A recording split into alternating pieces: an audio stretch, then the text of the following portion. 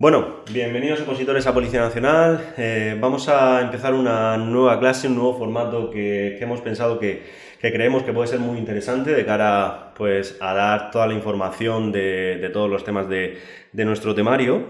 En concreto, hoy vamos con un tema súper interesante que es el de la seguridad, que es el tema 26. Tenemos para ello a nuestra responsable del departamento docente, Eva, que seguro que la conocéis, es una máquina y nos va a explicar pues, bueno, algunos conceptos que vamos a abordar en esta clase. No queremos extendernos muchísimo porque es un tema muy interesante, pero debemos centrarnos en las partes más relevantes del tema. En concreto, bueno, en este tema se ve la seguridad como concepto general.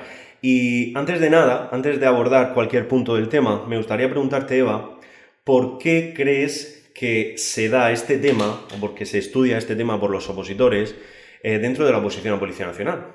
Vale, bueno, hola a todos. Está claro que ya me conocéis, me tenía hasta en la sopa. Así que bueno, empezamos el tema de la seguridad, como dice Antonio, un tema súper interesante que da mucho juego, es el tema 26. Y bueno, cuando llegamos al tema de la seguridad ya hemos visto pues 4 o 5 temas anteriores de sociales que nos han ido poniendo en preaviso de qué es el ser humano, que como ser social, dónde se desarrolla ese proceso de socialización y adaptación, ese proceso de aceptación y adaptación de valores y de interiorizar la cultura. Y entonces llegamos a este tema de seguridad que es súper importante.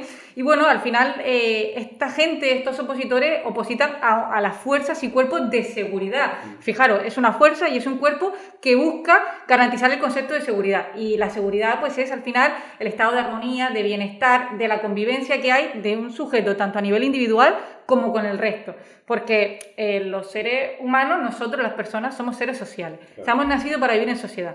Existe el caso de Náufrago, desde la película, sí, pero que hasta se dibujó una pelota Willy para hablar con alguien. Que quería vivir con alguien y necesitaba eso. Y fijaros que hasta ahí es donde se ve y donde entendemos que somos seres sociales y hemos nacido para, por lo menos, estar en contacto con otros. Sí, necesitamos vivir con otras personas, relacionarnos con ellas, y ahí es donde viene tanto lo bueno como lo malo, ¿no? Efectivamente. Entonces, al final, de ese concepto de seguridad, de ese estado de armonía, surge el concepto de inseguridad. Vale. Y entonces la inseguridad, bueno, pues fijaros que tenemos 2 autores muy importantes en el tema, que son Jaume Kubert y Zygmunt Bauman, que hablan de que casualmente, y claro, esto es que a mí los temas sociales me chiflan porque yo voy hilando uno con otro, ¿no? Voy hilando uno con otro y claro, venimos al tema 26 de haber visto el tema 25 de la ciudad. Y claro, estos 2 autores nos dicen que justo la ciudad es el hábitat de la inseguridad, que se crean para, ¿no? Como las ciudades primigenias de la muralla, el castillo, para generar seguridad. Y al final es dentro de la ciudad donde se genera la inseguridad. Vale. Donde empieza a verse ya y empieza a entenderse el concepto de inseguridad y el concepto de delito. Donde los propios habitantes, ¿no?, de esa ciudad son los que generan inseguridad al resto de la sociedad. Efectivamente.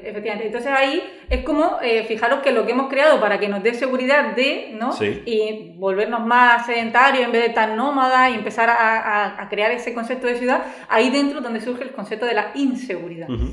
Y entonces al final pues hay que crear una serie de herramientas, hay diferentes teorías dentro de esas políticas de seguridad y de ese orden social que necesitamos para vivir en sociedad, donde existe el ente Estado y hay una serie de políticas que intentan garantizar ese orden social. Vale. Y de ahí es de donde realmente intentamos ver cómo se comporta la gente, cuál es el comportamiento adaptado y cuál es el comportamiento inadaptado. Vale, sí, entendemos por lo general ahora mismo que tenemos un concepto de seguridad individual, que es pues eso, ¿no? Cada persona lo que siente como seguridad, la colectiva del conjunto de sociedad, y luego vemos dentro de esa sociedad personas que están adaptadas a las normas que nosotros mismos hemos creado, ¿no? Sí. Para convivir, y luego personas que se apartan de ese conjunto. Vale, entonces, estudiamos este tema, podemos entender porque estamos opositando a fuerzas y cuerpos de seguridad y necesitamos entender cómo funciona, ¿no? la sociedad para ello. Necesitamos entender el concepto de seguridad, pero claro,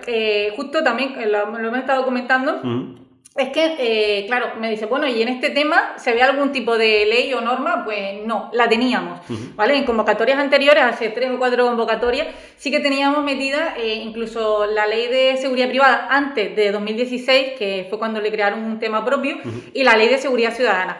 Pero claro, la verdad que le dimos una vuelta, una reflexión y dijimos, bueno, es que estos son temas de sociales y nos piden, si entendemos el área de social, conocer el concepto de seguridad desde el punto de vista social. Entonces vamos a dejarnos de normativa. Si la DFP quisiera que estos alumnos, estos opositores, supieran o tuvieran una base de seguridad ciudadana, pondría exactamente un tema, en vez del 13 de seguridad privada, el que lo llamarían 14 seguridad ciudadana. Y estudiaríamos la ley. Y desarrollaríamos esa ley. Efectivamente. Es más, se han centrado en los exámenes oficiales en preguntar por las teorías, por los autores y tal. Entonces, vamos, nos están dejando claro que la intención, sí, por primera vez, dentro de esas pocas veces que la DFP se posiciona, ¿no? Inevitablemente este tema 26, como todos los temas sociales, tener claro el concepto grande y dentro de ese concepto ya teoría y autor, ¿vale? Porque no suelen ser preguntas muy rebuscadas, suelen ser preguntas que van a tiro fijo, pero como es la división de formación y perfeccionamiento y ya nada nos sorprende de ello,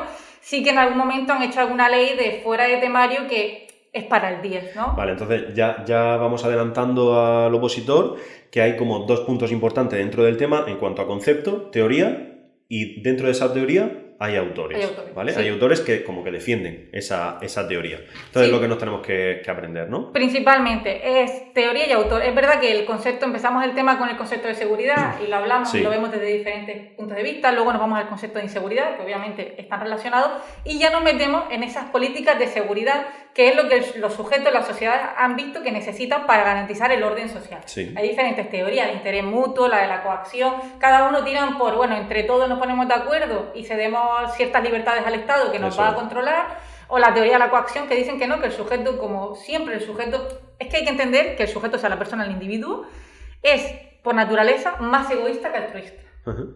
Entonces, claro, lo que dice Durkheim, la seguridad total no existe, siempre va a haber ese grado con natural de delito porque tiramos.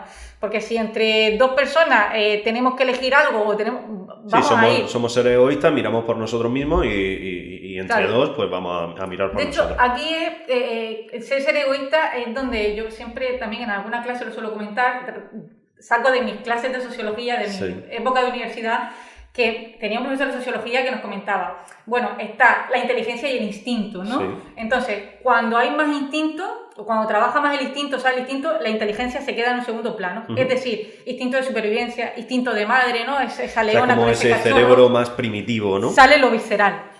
Y luego, en cambio, si trabaja la inteligencia, el instinto se queda como más relegado. Vale. Entonces, claro, ahí es donde tenemos que luchar entre la inteligencia de ceder ciertas libertades, somos seres sociales, y luego está el instinto de, entre 2, el instinto de supervivencia, es básico, ¿no? Entonces, el sujeto lucha ahí, como diría Freud, con esas pulsiones, ¿no? Sí. También, con esos instintos. Y ahí es donde nos encontramos en unas políticas de seguridad que tenemos que ver cómo demonios convivimos. Claro, nos están haciendo creer, o nosotros creemos que nosotros somos libres totalmente, pero cuando realmente no es así, ¿no? No es así porque estamos dando parte de nuestra libertad a esa sociedad, al conjunto de la sociedad, por el bien de la misma, ¿no? Y tenemos que hacerlo, vamos, yo lo veo así, el sentido común. Ya lo veremos luego en las teorías sociales, a la hora de explicar o intentar entender la delincuencia, cómo el sujeto, si nos dejaran en el libre albedrío, Antonio, esto sería, pues no sé, una jungla. Claro. O Walking Dead, por ejemplo. Algo así, ¿no? Algo así. Que ya veremos cómo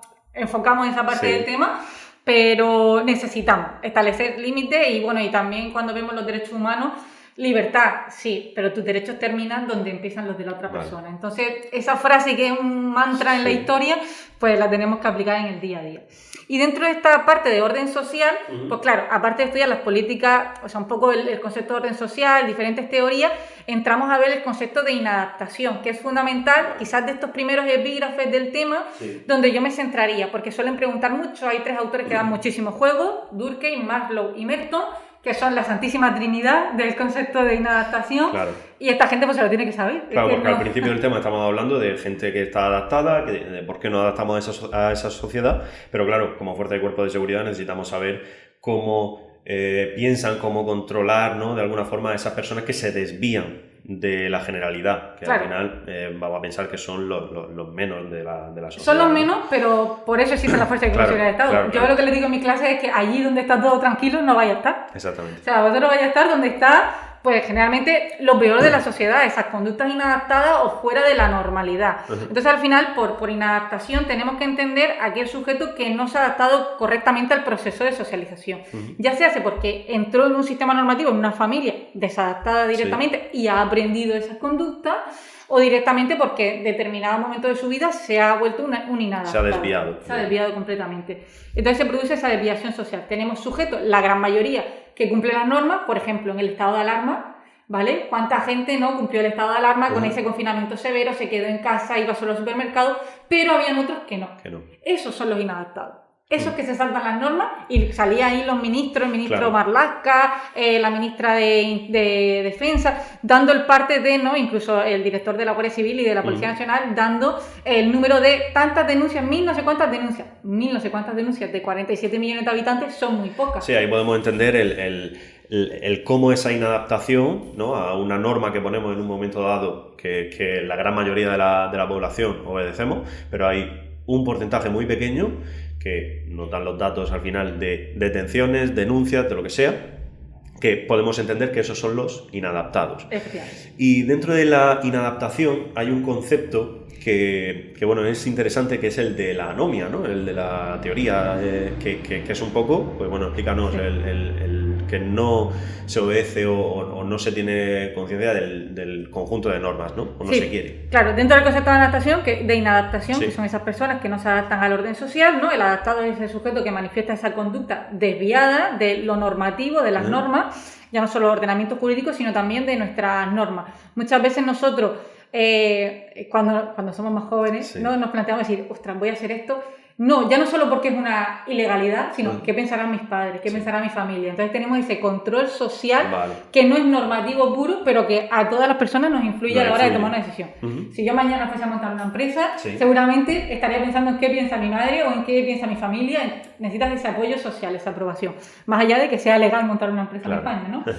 Entonces, dentro de esto, pues tenemos a diferentes teorías y diferentes autores. Durkheim es uno de los 3 autores que trabajamos en el concepto de inadaptación, y él formuló inicialmente la teoría de la anomia. Luego vino Merton y la desarrolló por otra vía, pero Durkheim fue el primero que estableció las bases de esa teoría de la anomia.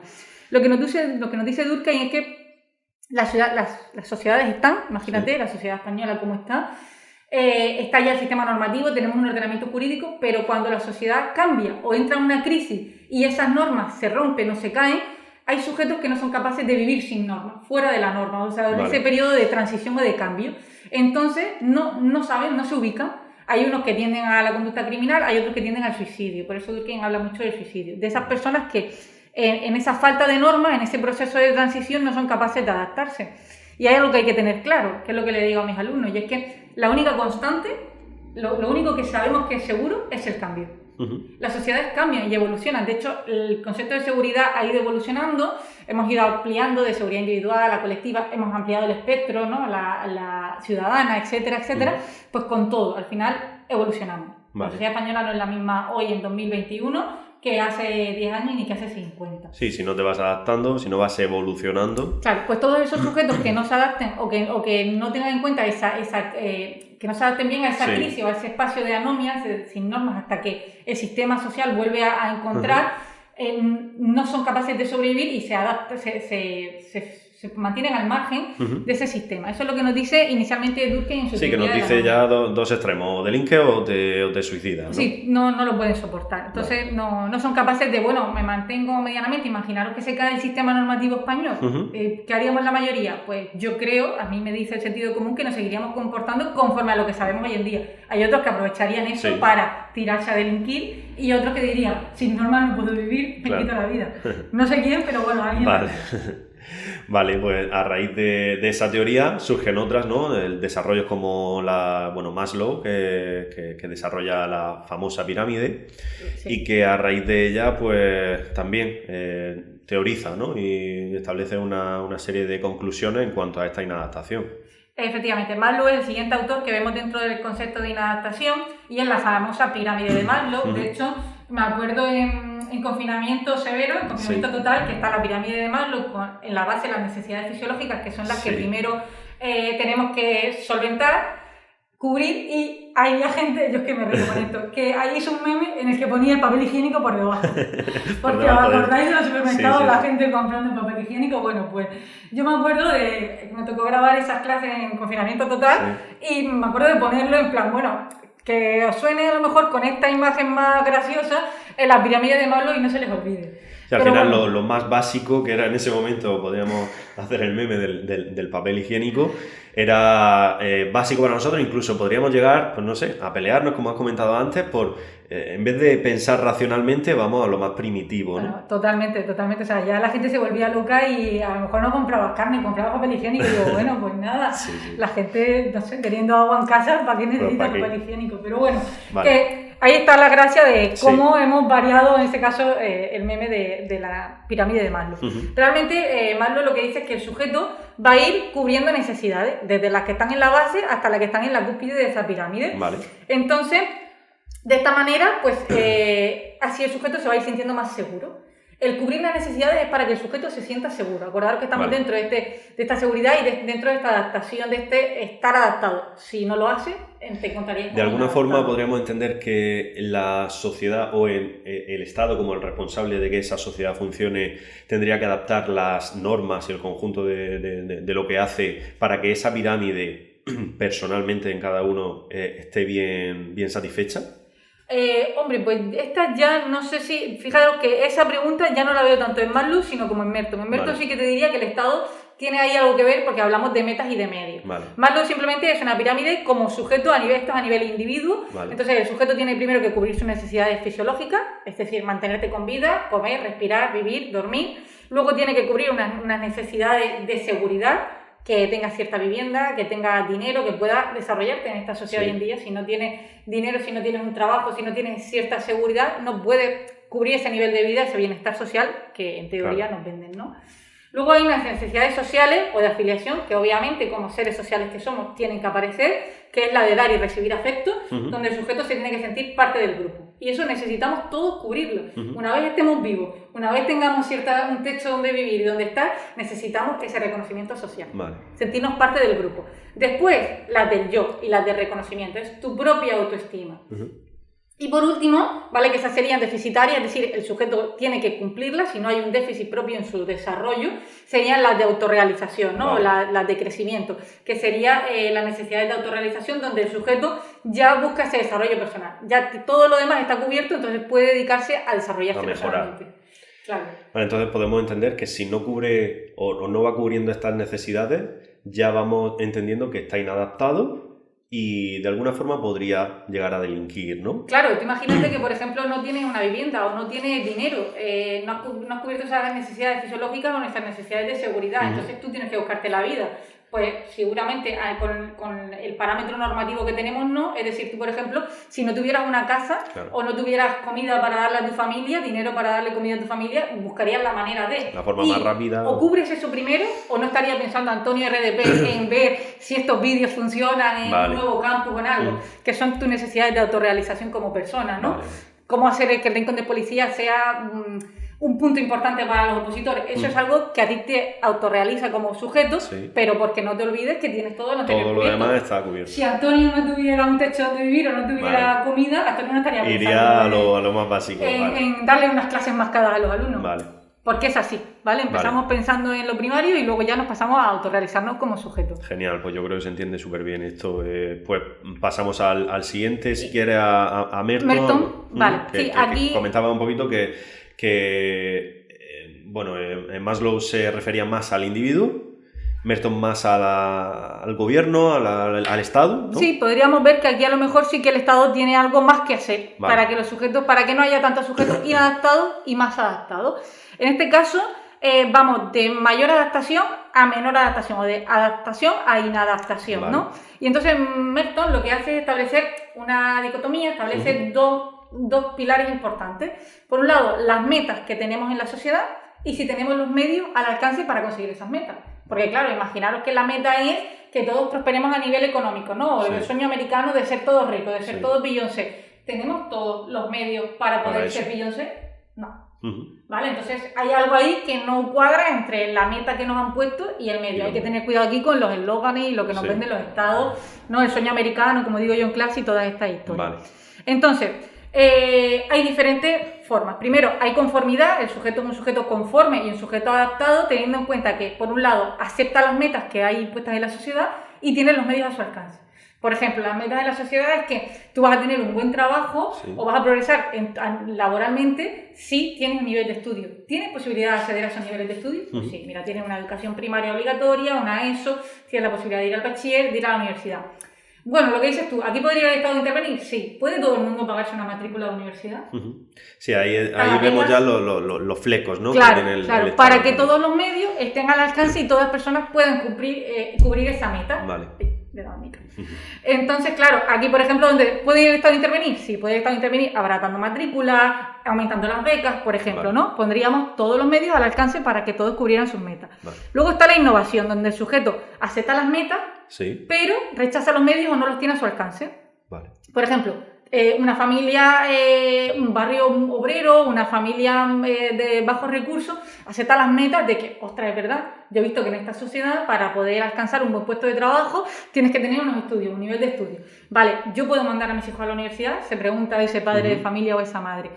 Pues a lo mejor no. Entonces, ¿qué haces? Pues o rechazas los medios o no los tienes a tu alcance. Entonces el sujeto pues está ahí que innova. O te niegas de alguna forma a esos medios o es que directamente no eres no los tienes a tu tienes alcance. accesible. Sí, como el que diga, pues mira, yo es que creo que para triunfar en la vida no hay que ir a la universidad, porque puedo pegar el pelotazo siendo youtuber.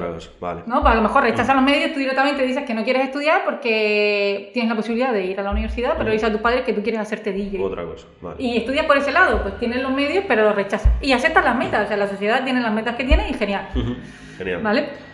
Luego tendríamos el ritualismo, donde el sujeto rechaza las metas, pero se comporta de forma normativa, ¿vale? Por ejemplo, podríamos ir al caso de este DJ o de ¿no? una persona que diga, tú mira, yo no aspiro o no creo que haya que estudiar en la universidad para progresar o para ser alguien en esta vida, pero yo soy una persona adaptada y me comporto conforme... Sí, que no quiere llegar a lo mejor, pues como ponías el ejemplo, a ese éxito, ¿no? Pero vive bien, vive cómodo, vive Sí, adaptado. a lo mejor no aspira o imaginaros que una meta en España sea que cada español mayor de edad tenga una empresa, ¿no? Sí. Imaginaos, pues mira, pues yo rechazo la meta porque no aspiro a montar una empresa, pero no significa que vaya a Vive ser cómodo con tu trabajo y ya está. Trabajo por cuenta ajena, me comporto de forma normativa, conforme al ordenamiento jurídico y ya está. El sujeto rechaza las metas, pero se sigue comportando de forma normativa. A lo mejor ha estudiado y ha ido a la universidad, pero no quiere montar una empresa.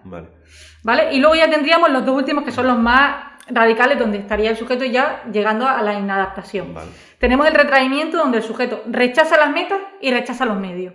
Por ejemplo, un vagabundo, un toxicómano, un drogodependiente, ese sujeto ni puede, ni acepta las metas, ni las ve viables, ni tiene los medios a su alcance o los rechaza completamente. Se ha apartado del sistema. Ya es muy complicado que esa persona vuelva a entrar. O le dan los medios y los acepta, o no tiene... Claro, hay muchas veces que a nivel social, ¿no? Sobre todo esto se ve más cuando los medios de comunicación lo ponen, campañas de cuando viene una ola de frío en invierno, de cuánta gente hay sin techo en la calle, venga, vamos a cogerlo y a llevárnoslo a un centro social. Muchos de ellos incluso se niegan.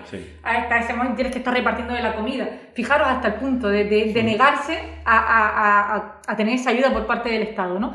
Pues esa persona se ha alejado completamente de la sociedad. Y luego, por último, tendríamos la rebelión, ¿vale? Que el sujeto no acepta las metas ni los medios, pero los rechaza por otro, ¿vale?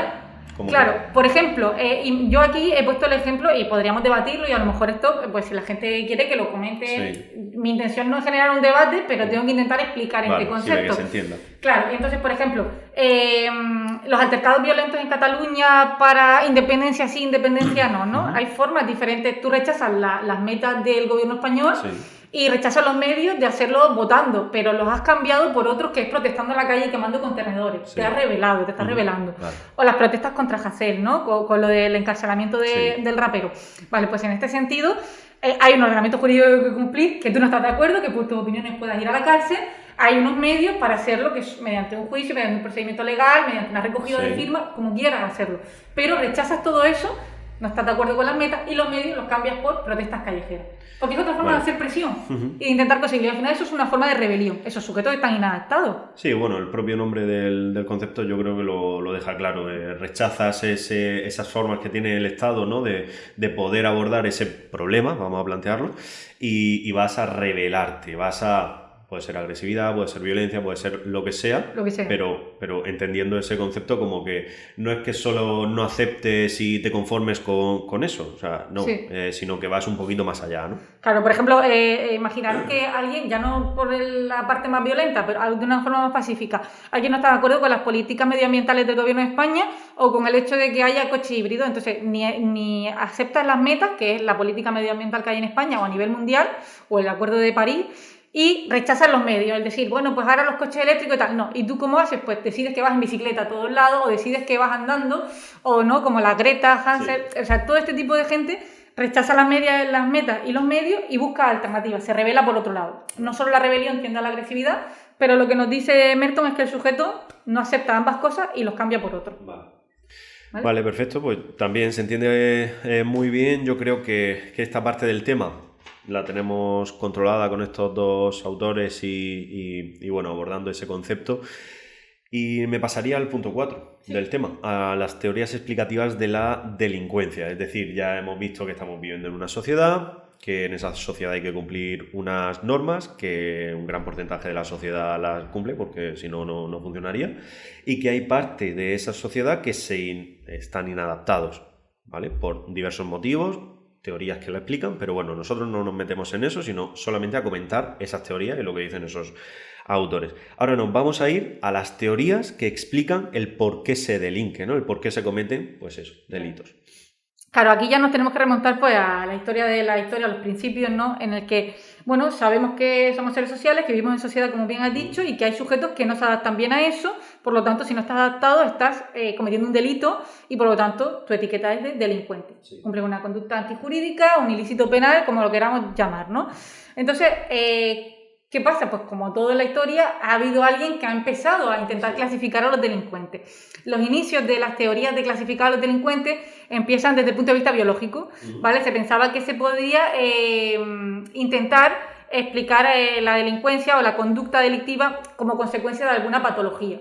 Vale. O sea, estos autores realmente, o las teorías de la delincuencia nos dicen que no habiendo seguridad o habiendo inseguridad, se genera ese perfil del delincuente. Entonces, bueno, ¿por qué existe el delincuente o por qué existen esas conductas desviadas? Y hay autores que intentaban explicarlo desde un punto de vista biológico en base a que los sujetos que delinquen, los delincuentes, lo hacen porque tienen alguna patología.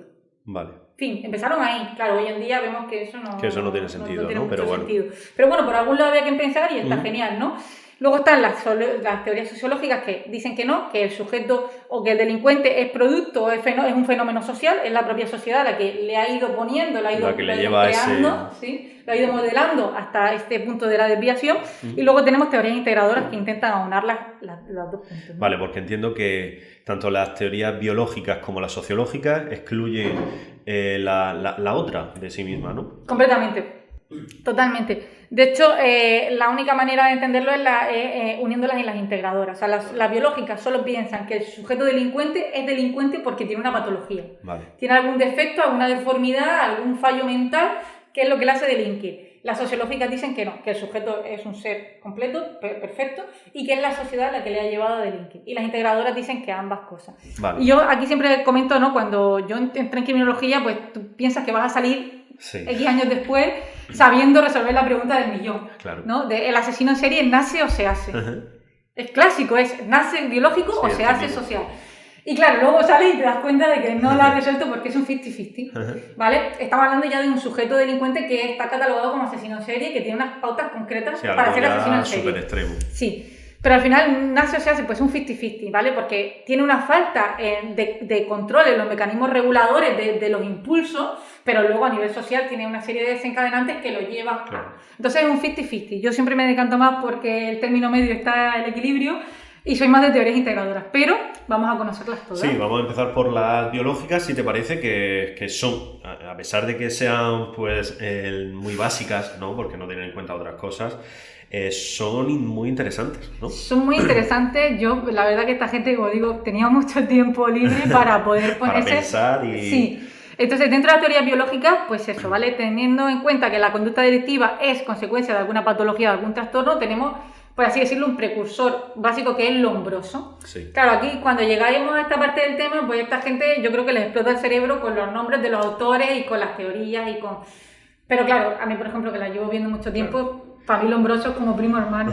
Entonces, Lombroso es un autor que se engloba dentro de un pensamiento de la escuela positiva italiana, que lo veremos luego, se ve en la siguiente parte del tema, y realmente sí que clasifica a los delincuentes en base a patología. Él creó diferentes tipos de delincuentes, destacando el delincuente nato, y lo caracterizaba porque tenía una serie de patologías mentales que lo hacían delinquir. Vale.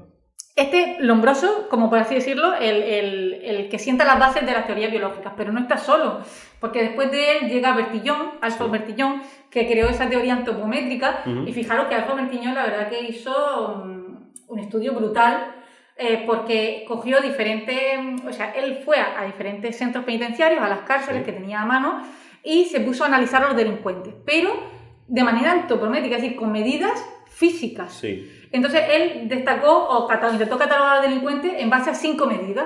Sí, a través del físico. Del físico. Él está... Sí, él pensaba que todos los delincuentes económicos tenían una característica física, que todos los delincuentes sexuales tenían unas características físicas, que todos los delincuentes, no sé, tal, tenían unas características físicas. Entonces dijo, ostras, si doy yo con esta tecla, a simple vista podré catalogar a los delincuentes. Claro, hoy en día tú te tiras la mano a la cabeza. Claro, tú ves esa característica de persona y ya puedes pensar que va a cometer ese tipo de... Está genial porque a la hora de las elecciones pues ya sabes a quién votar. Mira, tiene pinta de delincuente de guante blanco, me vas a robar tantos millones. Vale. Pues no. Pero no. No tiene lógica, hoy no, claro. Hoy no, pero bueno, él cogió y estableció 5 medidas que les tomó a todos los delincuentes. Lo dejaron entrar a las cárceles y empezó a... tomó la longitud de la cabeza, la anchura de la cabeza, la longitud del dedo medio izquierdo, claro, y aquí me gustaría, no sé si se me va a ver en la cámara, pero bueno, en criminología, sí se me ve, me dice la en criminología los dedos tienen números.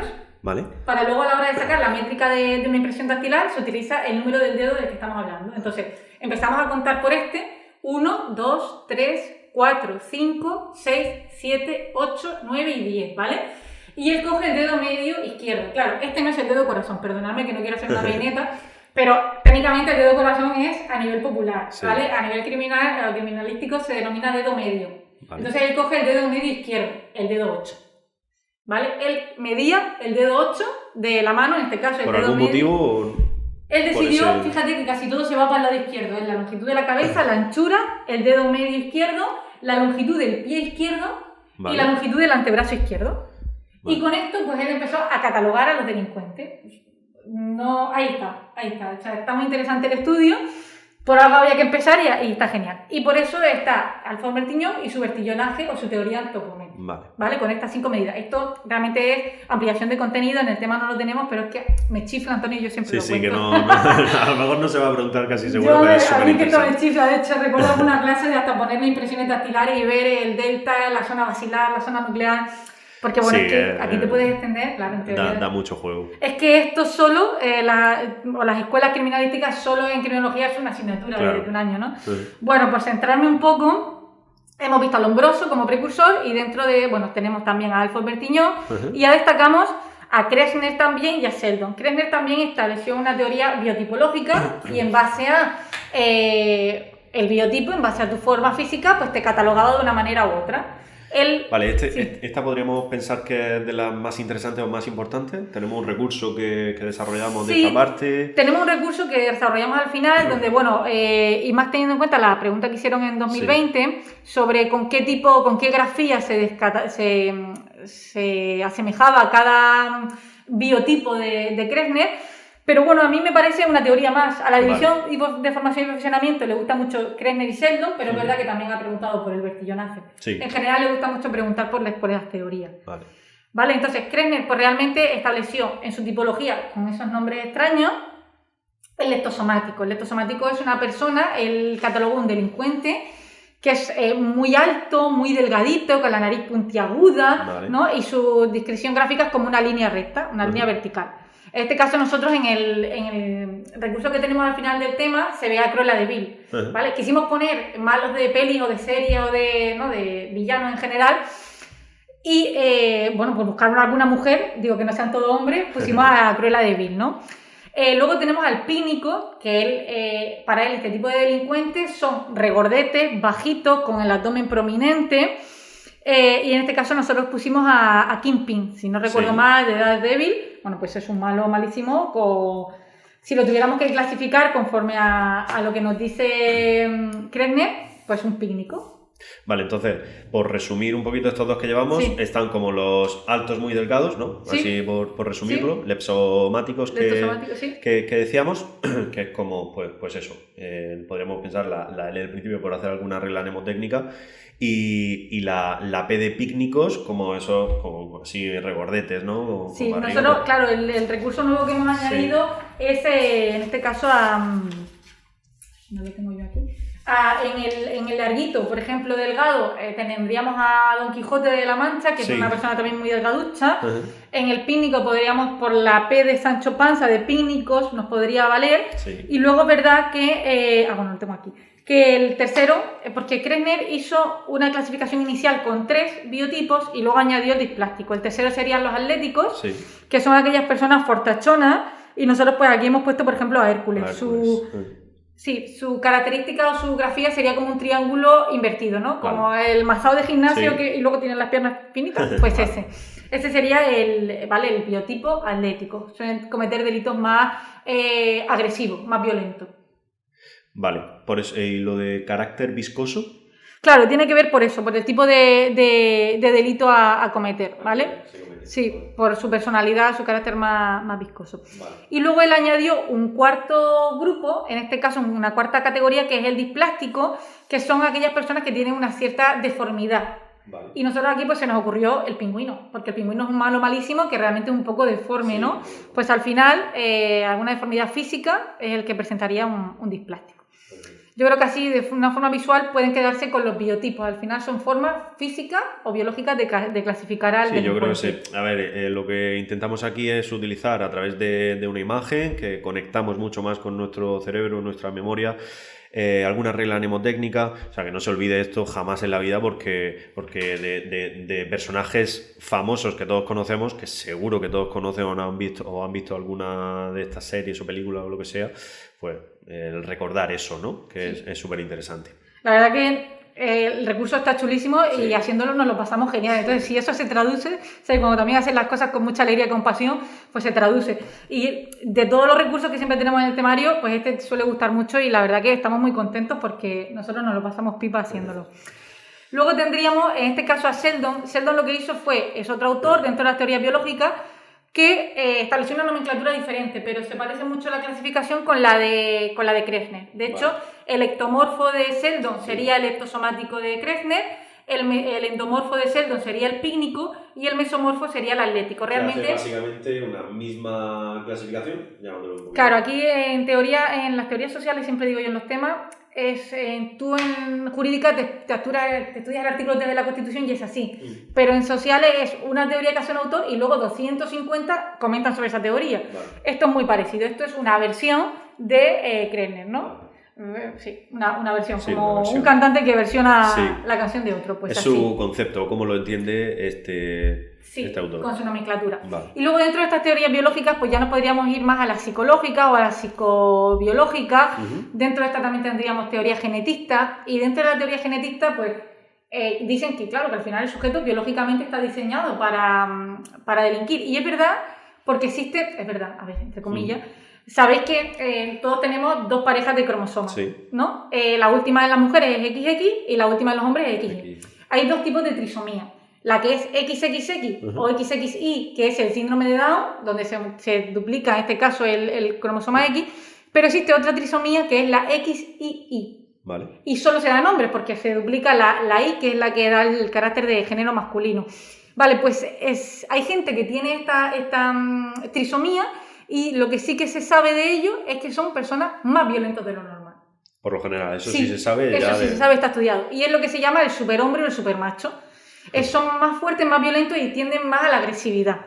Y eso está estudiado porque es una cuestión biológica que se sabe. Sí. Genéticamente se analizó a determinada persona y se dieron cuenta de que había esa mutación genética. De alguna forma, si sabemos que alguien tiene esa trisomía, podríamos pensar que esa persona va a delinquir más que otras. O por lo menos está más va a ser predispuesta. más violenta. Sí, efectivamente, es más violenta. Tiene ahí ese carácter, ese extra de violencia, como el extra de Emanuel en el McFlurry, pues ese extra de violencia en su carga genética. Ya no sabemos si lo va a usar o no.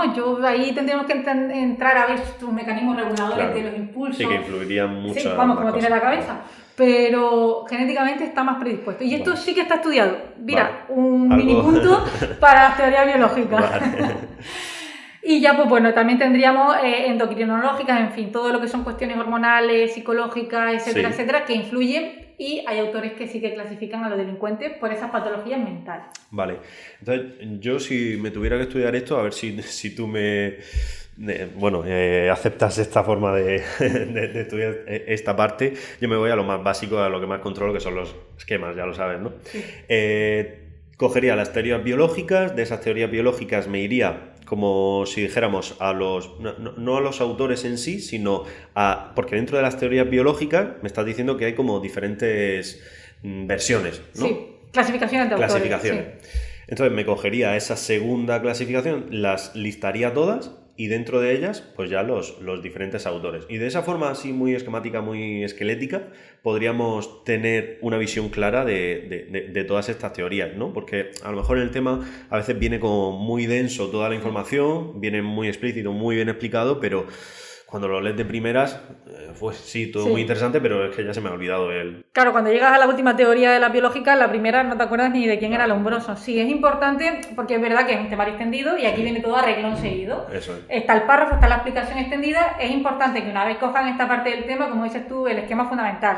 A nosotros nos gustan los esquemas y, bueno, como técnica de estudio sabemos que funciona, por lo menos para clarificar ideas. Vale. Entonces sí que podrías poner teoría biológica y ya dentro de esto pues sabemos que están más las que son de características físicas. Tenemos a Lombroso, tenemos a Bertiñón, tenemos a Kresner, tenemos a Sello. Más de características psicológicas, pues dentro de estas podríamos sacar las psicobiológicas, etcétera. Genetistas, tal. Y de ahí ir viendo y luego los autores y su nomenclatura. Perfecto. Pues, sí, la forma de estructurarlo. Si hacéis eso, aprobado. Bueno, por lo menos la pregunta de este tema seguro que la vais a sacar.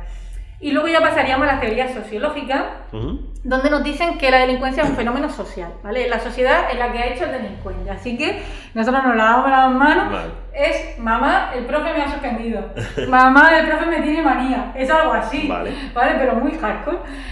Perdonadme porque a mí se me ocurren los ejemplos y los suelto. Perfecto. Tenemos dentro de esta un porrón de teorías, pero no pasa nada porque son muy majas, muy guay de verlas y son muy fáciles de entender. Sí. Venga.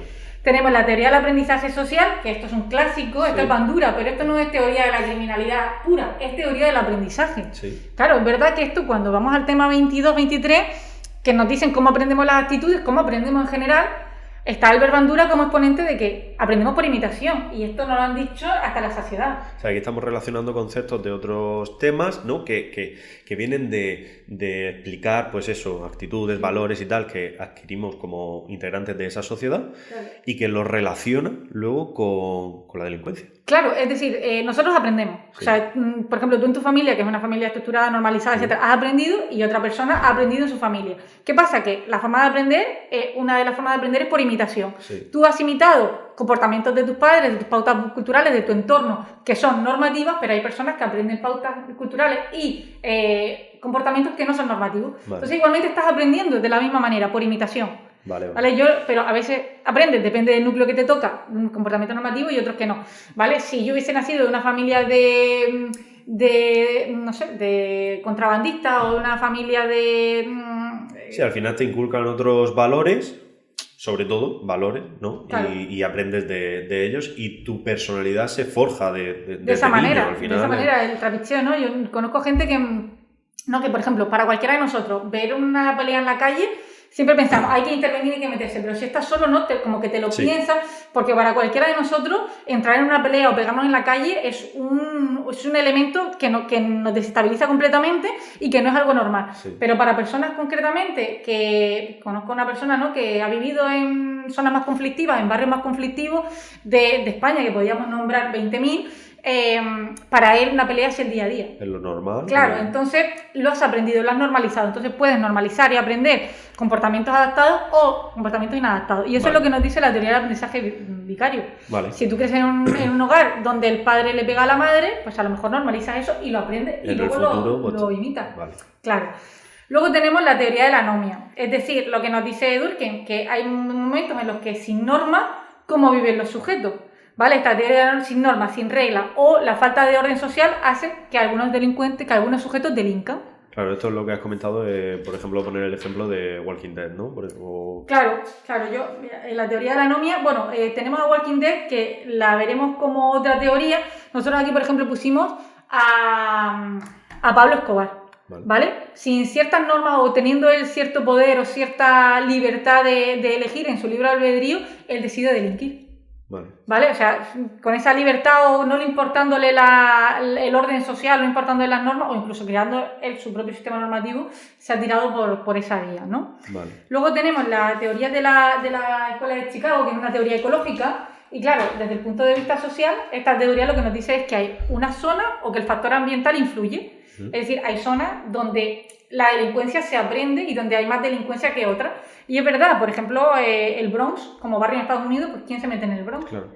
¿Quién se mete? Yo no me meto en las 3.000 viviendas, por ejemplo, ¿no? Por decir a lo mejor una zona más conflictiva. Sí, al final son zonas dentro de las ciudades más conflictivas y vivir en ellas o pasar tiempo en ellas te va a llevar a... Claro, aprendes ese tipo de... esa forma de relacionarte, que claro. A lo mejor es supervivencia, sí o no, la podemos analizar, pero sí que explica esta teoría ecológica de esta escuela de Chicago, esa distribución geográfica del delito y cómo hay una zona y cómo el factor ambiental influye en la conducta del sujeto, en lo que va a aprender y en cómo va a ser en el futuro. Vale. Luego tenemos también la teoría marxista, por ejemplo, donde al final la criminalidad es producto de esa lucha de clases, donde los que están abajo se rebelan contra los que están arriba, ¿no? Vale. Pues al final es otra forma de entender.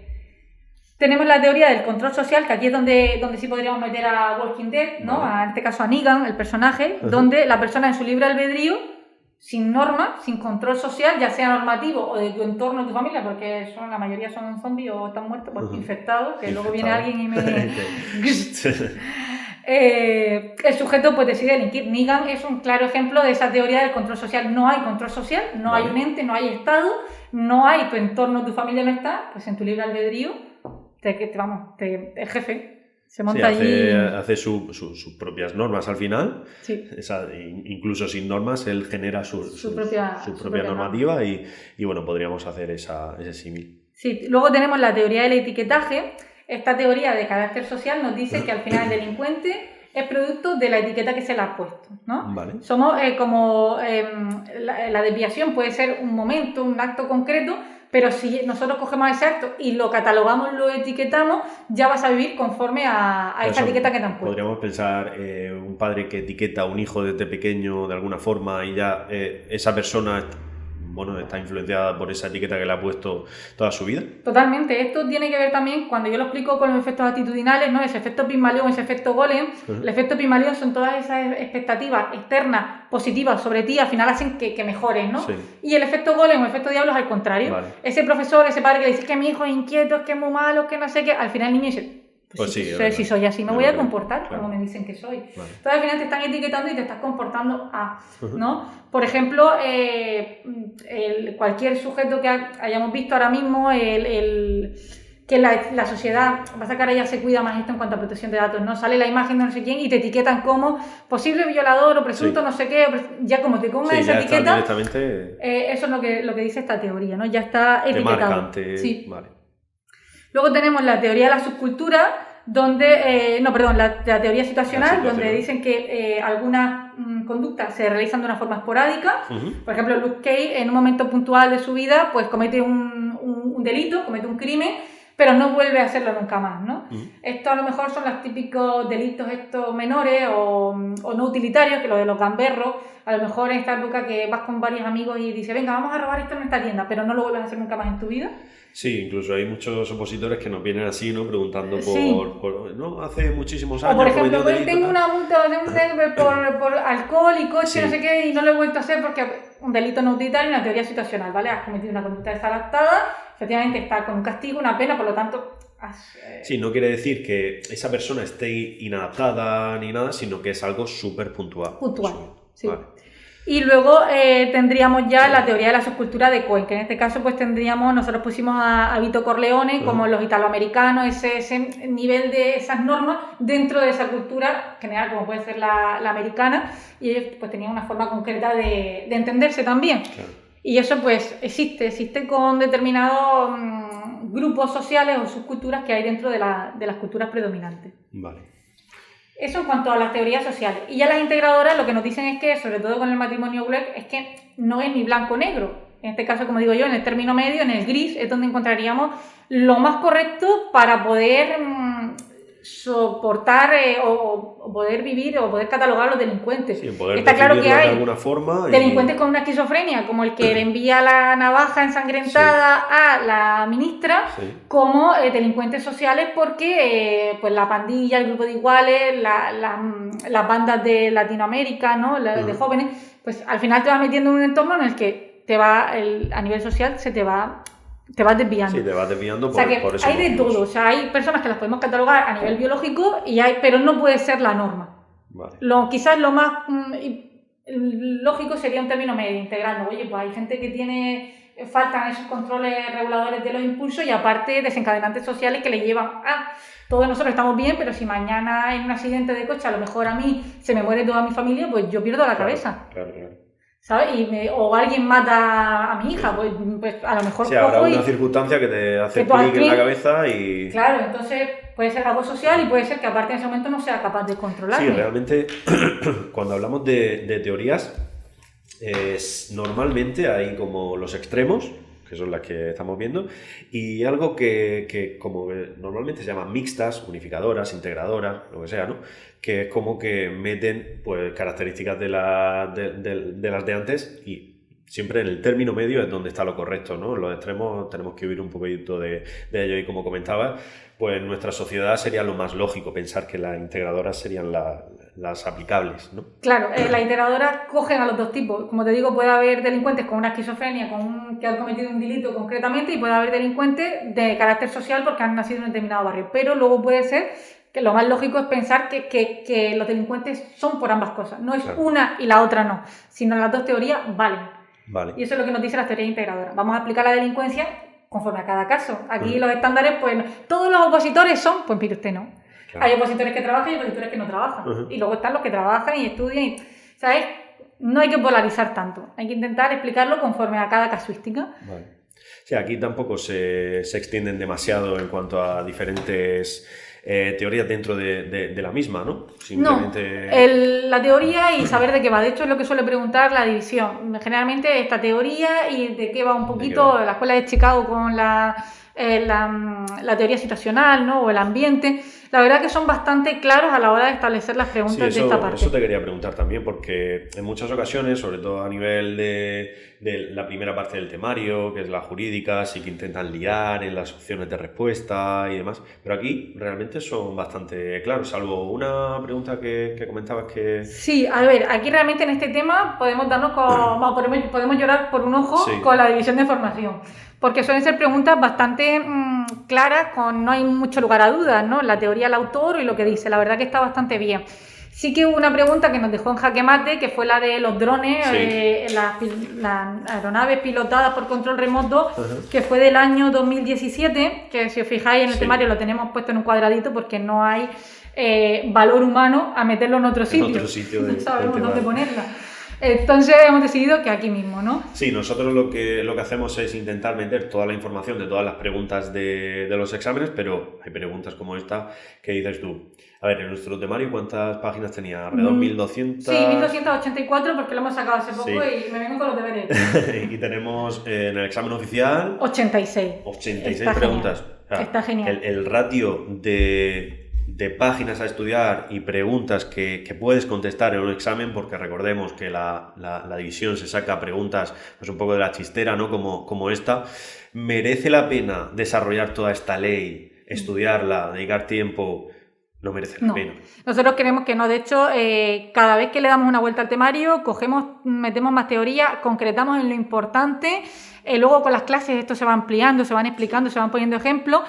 Pero está genial que para 1200 páginas tener 86 preguntas está genial. Es decir, tú podías haber sacado un 8,6 en el último examen con nuestro temario. No es imposible, es complicado porque entra en juego los nervios, cómo lees la pregunta, el tiempo, mucha serie de factores. Y luego este tipo de preguntas, como la que cayó aquí en 2017, que no nos compensa. O sea, para una pregunta te compensa estudiarte una ley entera, no nos compensa tampoco desarrollar la ley de seguridad ciudadana, porque para una pregunta que puedan hacer no tiene sentido. Y sí, que la hagan tampoco tendría sentido porque no es contenido de las bases. Claro. Realmente me gustaría transmitir tanto a los alumnos como al resto de opositores que nos estén viendo que sean inteligentes a la hora de estudiar, que no porque un temario tenga 4.000 páginas van a ser más capaces de aprobar. Al final, esta oposición consiste en ir pasando las pruebas, en concreto en la teoría con el 5 pasa, que sí que luego se tiene en cuenta la nota posteriormente y tal, pero cuando apruebas la oposición, aquí lo que nos interesa es pasar con un 5. Si 86 preguntas las tenemos en el temario, ¿para qué nos vamos a estudiar 2.000 páginas más? 2.000 páginas más. ¿Por economía de medio? No. No, porque hay muchísimo que memorizar. Desgraciadamente las oposiciones son así, son exámenes tipo test y tenemos que memorizar muchísima información. Primero entender, luego memorizar y luego pues el repaso continuo. Si tenemos que repasar 4.000 páginas en vez de 1.200, pues es imposible, ¿no? Entonces, pues eso.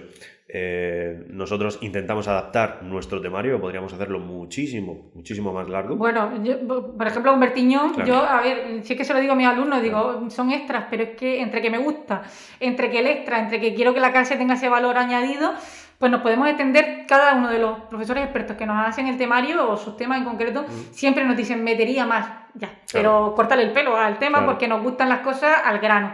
Creo que está genial el temario, no solo porque lo he visto nacer y nosotros hemos coordinado, sobre todo este cambio de 2020 y luego del 2021, el meterle las páginas de notas para hacerlo más tuyo y lo puedas trabajar. Y bueno, y lo importante es que al final, da igual que tengas 4.000, 1.200, al final el alumno tiene que trabajarlo, tiene que hacerse sus propios esquemas. Nosotros tenemos una muy sorpresa, una sorpresa que está ya en el horno calentita, que yo creo que les va a encantar, porque, Antonio, es que nos seguimos mejorando día a día y bueno, el trabajo se tiene que notar. Y yo creo que al final es ir sintetizando, ya sea del extendido con un esquema, con lo que sea, hasta que lo puedan memorizar. Sí, de lo más general, lógicamente, alguien que está empezando pues tiene que empezar con el temario, los resumidos, esquemas y tal, es bueno, la base para seguir repasando y llegar al examen pues bien claro, preparado. Con el temario extendido al final tú lo que haces es ese primer empapamiento de todo el contenido y luego ya en sucesivas vueltas, lo ideal es que des por lo menos 2 vueltas al temario, te vayas a un resumido, te vayas a un libro de esquemas o a tus propios esquemas que hayas hecho y te lo repases de ahí, porque no te da tiempo a coger 1.200 páginas y ir página por página a repasar. Claro. Y hacer muchos test y practicar y irnos a la información del tema y volverla a repasar. En fin, lo que hablamos muchísimo en nuestros cursos online. Bueno, pues no queremos extendernos mucho, llevamos 1 hora hablando. Yo creo que ha sido una charla súper interesante de un par de puntos del tema. Que si os gusta, pues bueno, dejarnos los comentarios que creáis oportunos y que los veremos todos, los contestaremos y estaremos pendientes. Así que nada, si quieres añadir algo, si no nos vamos despidiendo. Nada, pues yo animarles siempre, como digo en mis clases sociales, a participar en el foro, a comentar vuestras impresiones, a poner vuestros propios ejemplos para hacer comunidad y para retroalimentarnos entre todos. Y bueno, si al final este tipo de clases, charlas, de este tipo de comentarios ayudan y vas en el coche y los pones o estás corriendo mientras preparas la física y te lo pones, pues y ayuda, pues nosotros seguiremos trabajando por esta línea y encantados, la verdad es que sí. Bueno, pues nada, nos despedimos y esperamos vernos en este formato en próximas veces. Un saludo. Adiós.